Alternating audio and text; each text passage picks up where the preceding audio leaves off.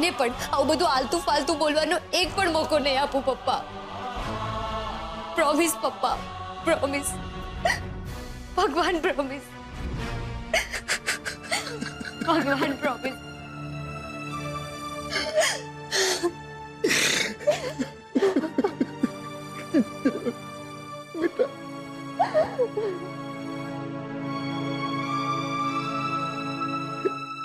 बेटा बापनी वेदना तने क्यारे नहीं समझाई, क्यारे नहीं. એટલું યાદ રાખજે બેટા, તારું વચન છે ને એ જા બાપનો શ્વાસ છે બેટા.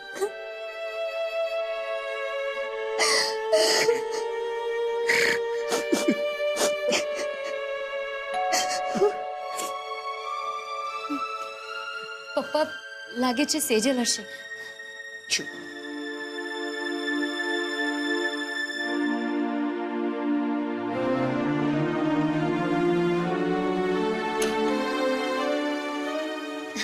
જીજુ તમે?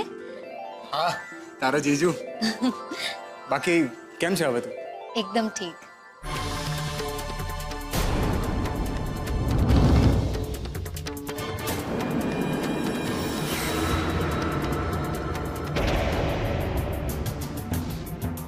અરે એવું તો કંઈ હોઈ શકે, કારણ કે હું જ્યારે તારી લાઈફમાં આવ્યો ને ત્યારે ઉત્કર્ષ પળે પળ આપણા સંબંધનો સાક્ષી રહ્યો છે.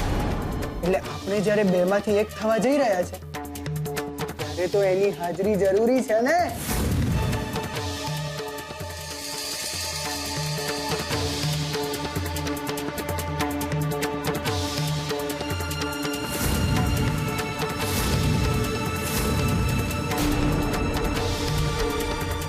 કિંજલ, કિંજલ, કિંજલ, કિંજલ નીચે આવ.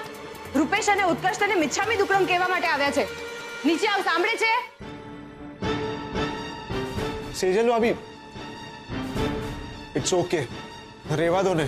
નો ઉત્કર્ષ, ઇટ ઇઝ નોટ ઓકે. પપ્પા, તમે જ શીખવાડ્યું છે ને કે ઘરે દુશ્મન પણ આવે મહેમાન બનીને તો એને પ્રેમથી આવકારો, એનું સ્વાગત કરો. જ્યારે આ ઉત્કર્ષ તો મિત્ર છે અને રૂપેશને આવી રીતે ઇગ્નોર કરવાનો શો અર્થ છે? પ્લીઝ તમે એને બોલાવો ને નીચે, બૂમ પાડો એને. સેજલ, તું થોડી શાંત થઈ જા પ્લીઝ. ને અત્યારે આપણે કિંજલને સાચવવાની જરૂર છે. તો પણ મને કિંજલનું આ વર્તન સેજ પણ નથી ગમ્યું.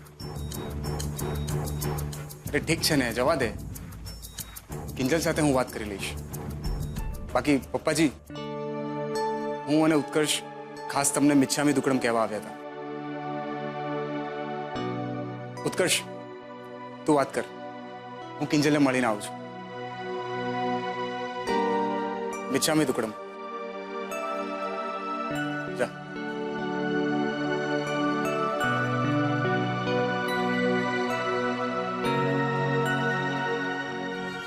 અંકલ, મારાથી જો ક્યારે પણ મન, કર્મ, ધર્મ અને વચનથી તમારું કે તમારા પરિવારનું મન દુભાવાયું હોય તો મને માફ કરી દેજો.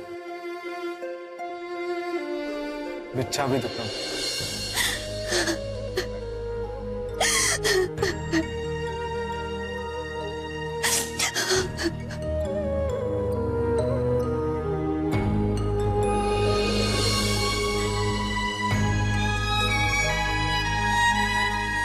ઉત્કર્ષ પ્લીઝ, મારે તારી સાથે કોઈ વાત નથી કરવી. મને ખબર છે આજનો દિવસ તારા માટે બહુ મોટો છે. તું મને અહીંયા ખમાવા આવ્યો છે, મિચ્છામી દુક્કડમ કહેવા આવ્યો છે. પણ અત્યારે આ બાબત વાત કરવાની મારી કોઈ જ માનસિક સ્થિતિ નથી. હું બસ તને એટલું કહીશ કે હું તારું અપમાન કરવા નહોતી માંગતી. એમાં કહેવું ના પડે સારી સાહેબા. જીજુ તમે મને એમ કે ઉત્કર્ષ છે. ના, હું છું. મિચ્છામી દુક્કડમ. મિચ્છામી દુક્કડમ. અરે આમ હાથ જોડવાની જરૂર નથી. કોઈ માણસ ક્યારેય કોઈ વ્યક્તિને જાણી જોઈને દુઃખ નથી પહોંચાડતું ભાઈ. પણ મને ગમ્યું. માણસ પોતાના વર્ષ દરમિયાનના તમામ ગુનાહ, તમામ પાપનું પ્રાયશ્ચિત કરવા માટે આમ આગળ આવે. સારી વાત છે બેટા. મિચ્છામી દુક્કડમ. અંકલ, બીજલ અને આંટી નથી દેખાતા? એ લોકો ગણપતિ જોવા ગયા છે. મારે પણ જવું હતું, પણ આ પગને કારણે. હા હા અંકલ, મને સમજાય છે. તમે આરામ કરો, બાકી હું રજા લઉં. મારે થોડું કામ છે બજારમાં. અરે હોય કઈ સેજલ બેટા, ઉત્કર્ષ માટે કઈ ઠંડુ ગરમ? હા ના ના અંકલ, આ તો હું તમને બસ મિચ્છામી દુક્કડમ કહેવા આવ્યો હતો. એ થઈ ગયું એટલે બસ બધું આવી ગયું. ચાલો, હું રજા લઉં. ભલે.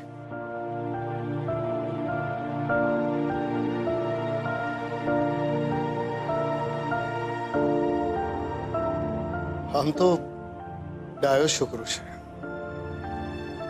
પરિસ્થિતિ પ્રમાણે વર્તે છે. હા, અને એક કિંજલ છે જે પરિસ્થિતિને સમજવા માટે તૈયાર જ નથી હોતી.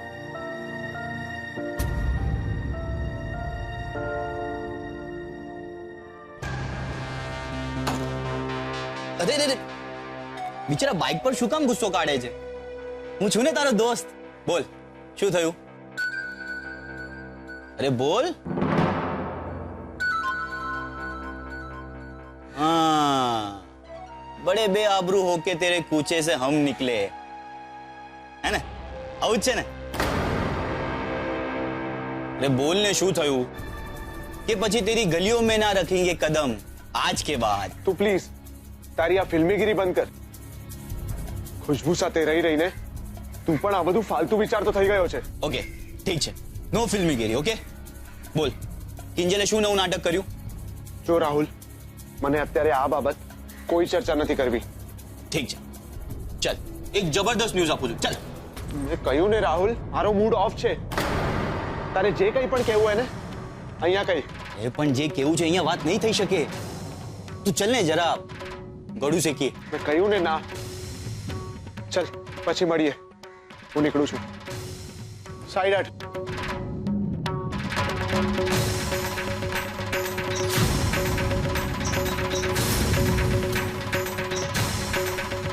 લાગે છે બહુ મોટું દંગલ થયું છે. ખબર કાઢવી પડશે. હાય કિંજલ, ઘણીવાર આપણને આપણી આસપાસ એવા લોકોનો ભાસ થતો હોય છે જે તકલીફમાં હંમેશા આપણી પડખે ઊભા રહેતા હોય છે. તું ટેન્શન ના લે. ઉત્કર્ષને હું કહી દઉં છું કે જતો રહે અહીંયાથી. ના ના, એ ભલે અહીંયા રહ્યો. બેટર છે કે હું જ બેડરૂમમાં રહું. કોને ખબર, થોડી વાર મારી જાત સાથે રહીશ તો કદાચ સારું લાગે. સારું, જેમ તને ઠીક લાગે એમ. પણ પ્લીઝ હા, રડતી નહીં.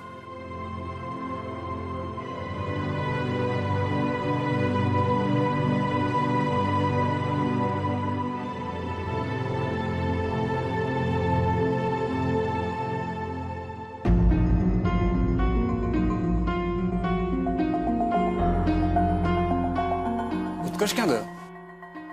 એક કામ છે એમ કરીને તો ગયો છે, પણ આપણને બધાને ખબર છે કે કિંજલે એની સાથે જે રીતનું વર્તન કર્યું છે એ શું કામ અહીંયા રોકાય. It's okay. એમ પણ ઉત્કર્ષને ખબર છે કે કિંજલ અત્યારે કેવી માનસિક સ્થિતિમાંથી પસાર થઈ રહી છે. એમ તો ઉત્કર્ષને અહીંયા આવવા માટે કોઈ માનસિક ત્રાસ નહીં નડ્યો હોય. મારી જ ભૂલ છે. મારે જ એને અહીં આવતા પહેલા બધી જ પરિસ્થિતિનો સાર આપી દેવો જોઈતો હતો. સેજલ, મેં કહ્યું ને, હશે. જે થઈ ગયું એ થઈ ગયું, ભૂલી જાઓ. અને એમ પણ કિંજલે આ બધું જાણી જોઈને થોડું કર્યું છે. ને ઉપર ગયો તો કિંજલ રડતી હતી. બાએ જે હિસાબે બરાડા પાડ્યા છે, સુશાંતે જેવા નાટકો કર્યા છે, એ બધું જોઈને તો કોઈ પણ હલી જાય. કિંજલ બહુ રડતી હતી.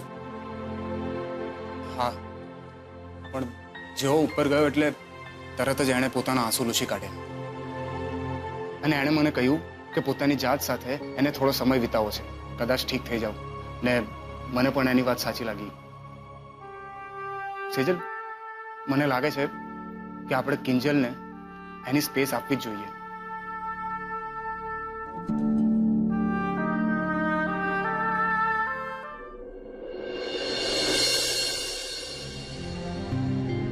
આજે કેટલા દિવસ પછી પાછું એક નામ લખી રહી છું, અને એ પણ કોઈ પણ જાતની ફરિયાદ વગર.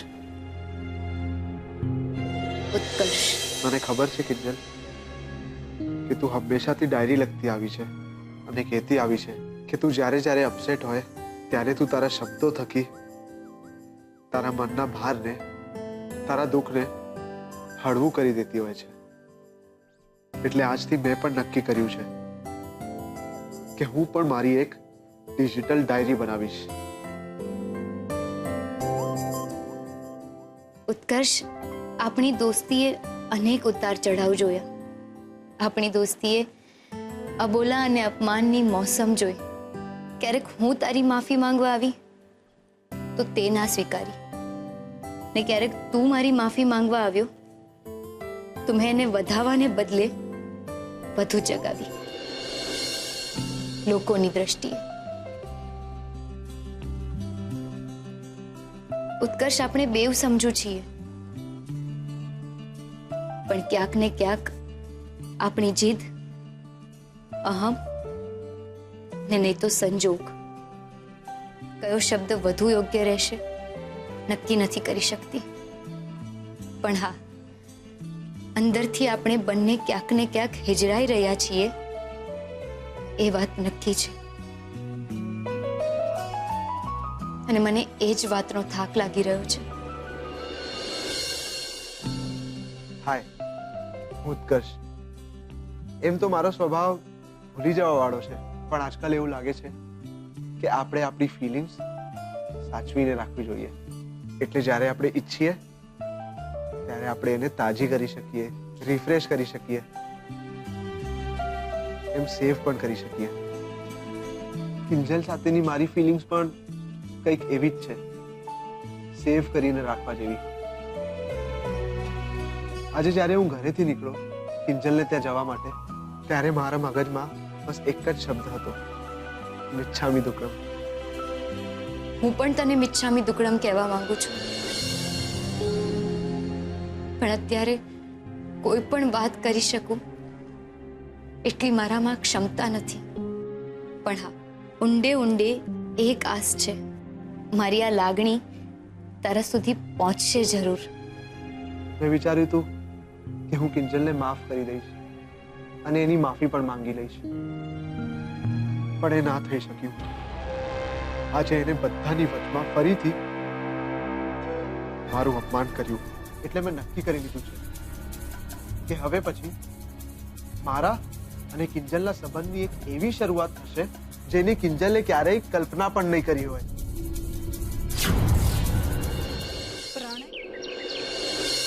જય ગણેશ, જય ગણેશ, જય ગણેશ દેવા, માતા સતી પાર્વતી પિતા મહાદેવા, એક દંત દયાવંત ચાર ભુજાધારી, એક દંત દયાવંત ચાર ભુજાધારી, માથે પર તિલક સોહે પૂછ કી સવારી, માથે પર તિલક સોહે પૂછ કી સવારી, कान चढ़े फूल चढ़े और चढ़े मेवा, लड्डून का भोग लगे संत करे सेवा, कान चढ़े फूल चढ़े और चढ़े मेवा, लड्डून का भोग लगे संत करे सेवा, जय गणेश जय गणेश जय गणेश देवा, माता सती पार्वती पिता महादेवा.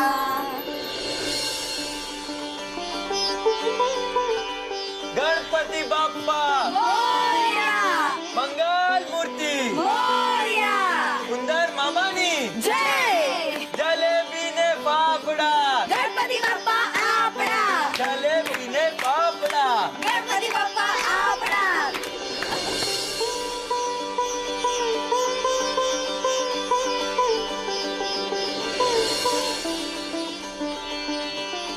ગણપતિ બાપ્પા મોર્યા, ગણપતિ બાપ્પા મોર્યા, ગણપતિ બાપ્પા મોર્યા. ગુલાબ,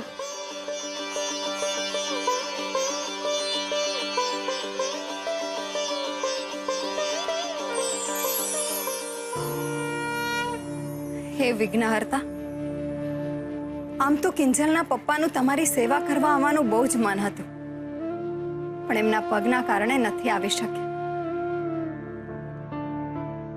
તો એમના વતી હું તમને પગે લાગુ છું.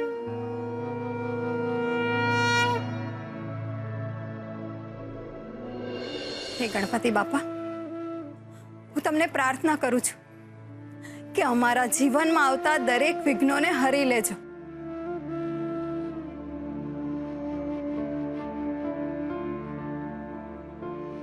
અરે દુકાન ખુલ્લી છે ભાઈ?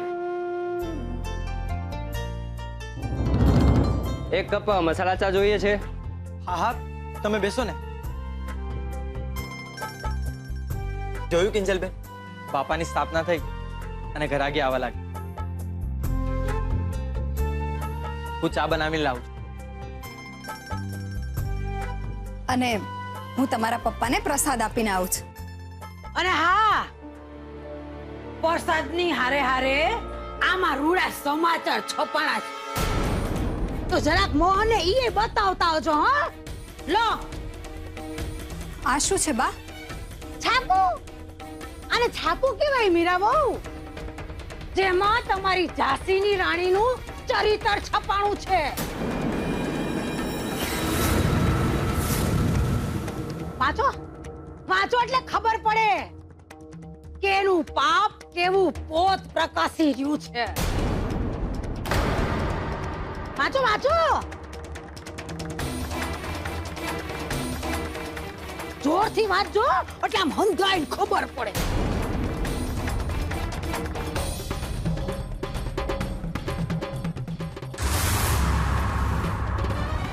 પ્રણય ત્રિકોણનો ચોથો ખૂણો ઇન્સ્પેક્ટર રાણા.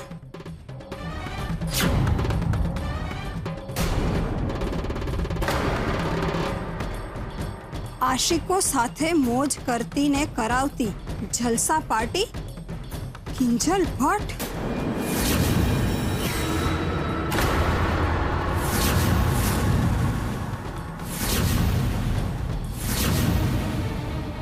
આ બધું ખોટું છે. હું હમણાં જ ઇન્સ્પેક્ટર રાણા અને રૂપેશને ફોન કરું છું. લાવ તો મમ્મી, શું લખ્યું છે આમાં? અરે એમાં તો જાત જાતનું લખ્યું છે. 2 લીટી વાંચીશ ને એટલે ઢાંકણીમાં પાણી લઈ અને ડૂબી મરવાનું મન થશે તને. એમ આટલી ગેરંટી છે તમને બા? તો પછી ક્યાંક એવું તો નથી ને કે ગઈકાલે તમે જે ઘરે કહેતા હતા કે ગામના મોઢે ગણના ના હોય તો આ છાપ કામ પર તમારું જ પરાક્રમ હોય? એ છોડી, હજી તો અડધી વેત જેવડી ઉગીને ઊભી થાસ અને જીભડા વાહ ભેક નો રાખસ. કાબુમાં રાખજે તારી જીભડીને, નહીતર તારા ફૂલ બેટની હારે હારે આ તારું ડાચું તોડીને હાથમાં આપી દઈશ. કે મહારાજ ભટ્ટ પરિવારનું નાક હું કપાવું કે એનું નામ બોલું? આ તારી બેનને પૂછ કે કેવા ભવાડા આયદા છે ગામ આખામાં. બા, સૌથી પહેલા તો તમે આટલી મોટી બૂમો પાડીને બોલવાનું બંધ કરો. અને આ જેણે પણ છપાવ્યું છે, જેણે પણ આ છપાવડાવ્યું છે ને, એણે કોઈ કારસ્તાન જ કર્યું છે. ને મને ખબર છે આ કારસ્તાન કોનું છે.